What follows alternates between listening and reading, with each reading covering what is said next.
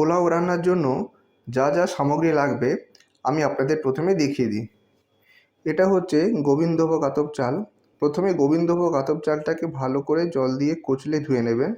2-3 বার ধোয়ার পরে এটাকে একটা বড় পাত্রে রেখে দেবেন, রেখে জলটা ঝরিয়ে নেবেন। তাহলে এরকম শুকনো আপনি গোবিন্দভোগ আতপ চাল যেটা সেটা পেয়ে যাবেন। এইটাই কিন্তু আমাদের দরকার এই রান্নার জন্য।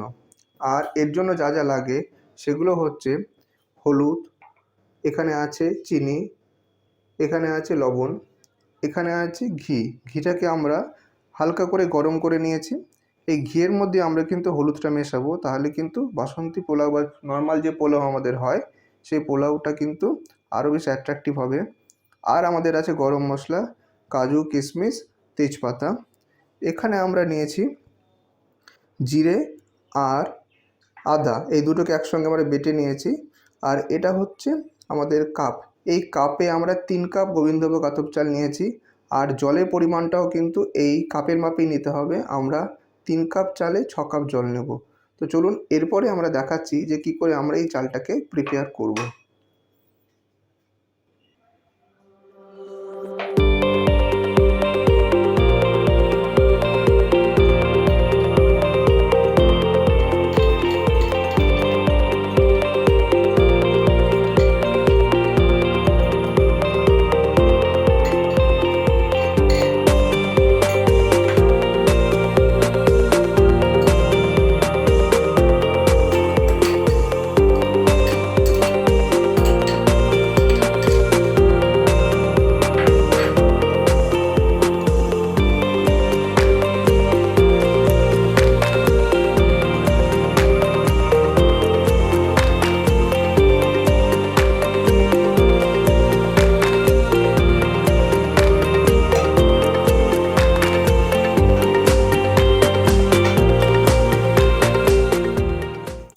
আমাদের চালটাকে আমরা দেখুন ভালো করে মেখে নিয়েছি।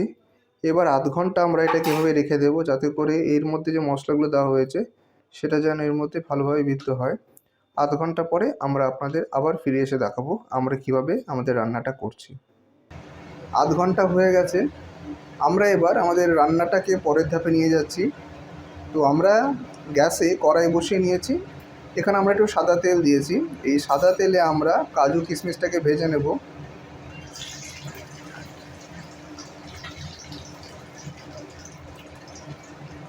কাজু কিশমিশটা ভাজা হবে এদিকে। আর আমি আপনাকে দেখিয়ে রাখি, এদিকটায় আমরা 6 কাপ জল গরম করার জন্য বসিয়ে নিয়েছি।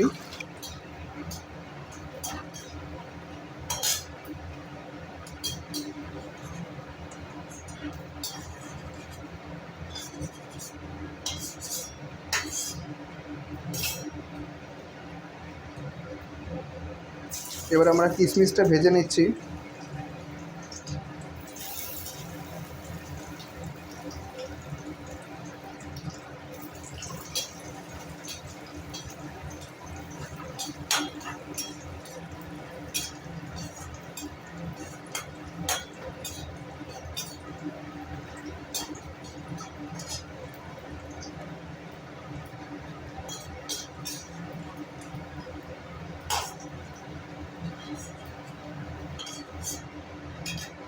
কিশমিশটা আমরা তুলে নিলাম।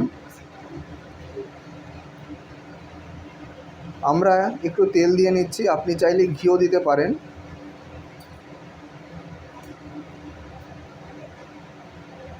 হালকা গরম হলে আমরা এবার গরম মশলাগুলো দিয়ে দেবো।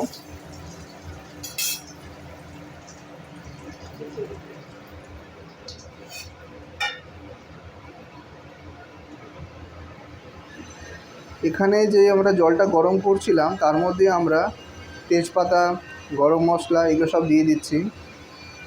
তাহলে এখানে কি হবে, এটা ফ্লেভারটা জলের মধ্যে চলে আসবে।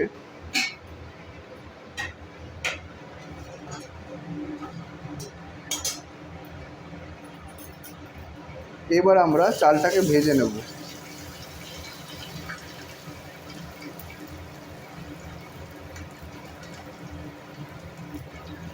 আপনি এই রান্নাটা দুভাবেই করতে পারেন। প্রথমভাবে হচ্ছে চালটাকে ভেজে নিয়ে তার মধ্যে আপনি জল দিয়ে দিলেন।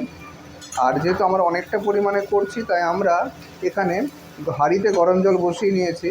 জলটা গরম হয়ে গেলে যখন এই ফ্লেভারটা চলে আসবে, তখন আমরা এই চালটা ভেজে নিয়ে আমরা চালটা ডাইরেক্ট এর মধ্যে দিয়ে দেবো।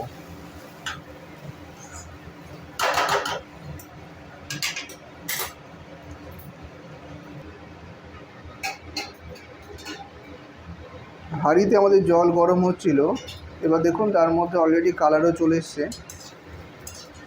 জলের মধ্যে কিন্তু আমরা তেজপাতা, গরম মশলা সব দিয়ে দিয়েছি। আমাদের চালটা ভাজা হয়ে গেছে, এবার আমরা এটাকে আমাদের হাঁড়ির মধ্যে দিয়ে দিচ্ছি।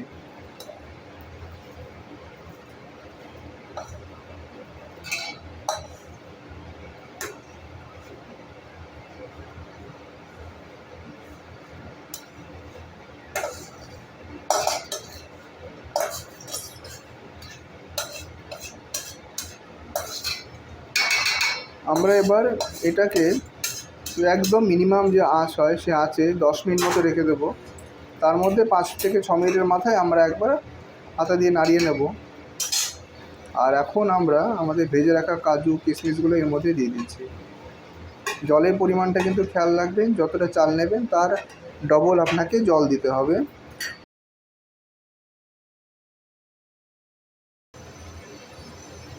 আমাদের রান্না হচ্ছে, আমি আপনাকে দেখিয়ে দিই কীরকম আমাদের প্রসেসটা এগোলো। এবার আমরা এর মধ্যে পরিমাণ মতো চিনি দিয়ে দেব।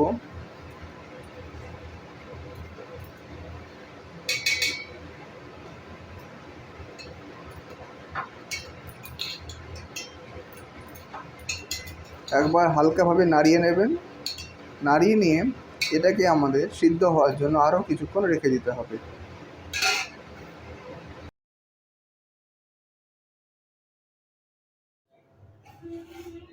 দেখুন 10 মিনিট হয়ে গেছে।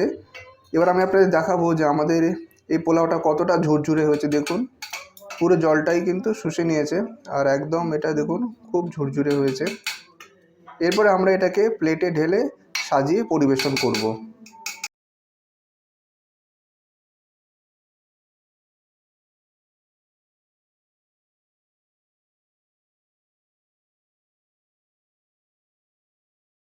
আমাদের পোলাও রান্না কমপ্লিট হয়ে গেছে। এটা যেহেতু হলুদ রঙের হয় তাই অনেকে এটাকে বাসন্তী পোলাও বলে। আপনারা দেখুন একদম ঝুরঝুরে পোলাও হয়েছে, আর খেতেও খুব ভালো হয়েছে। চিনি, লবণ সব কিছুই কিন্তু পরিমাণ মতো দেওয়া হয়েছে, ফলে সবাই এটি খেতে পারে। এটা আপনি নিরামিষ ডিশ হিসেবেও খেতে পারেন, আর তার সঙ্গে চিকেন মাটন দিয়েও আপনি খেতে পারেন, যার যেরকম পছন্দ। তো আপনি যদি আমাদের এই চ্যানেলে নতুন হয়ে থাকেন তাহলে অবশ্যই চ্যানেলটি সাবস্ক্রাইব করবেন, তাহলে আপনারা এরকম অনেক ভিডিও কিন্তু পরপর পেতে থাকবেন। আজকের জন্য এখানেই, আরেক দিন হাজির হব এরকমই একটি মুখরোচক রেসিপি নিয়ে। ধন্যবাদ।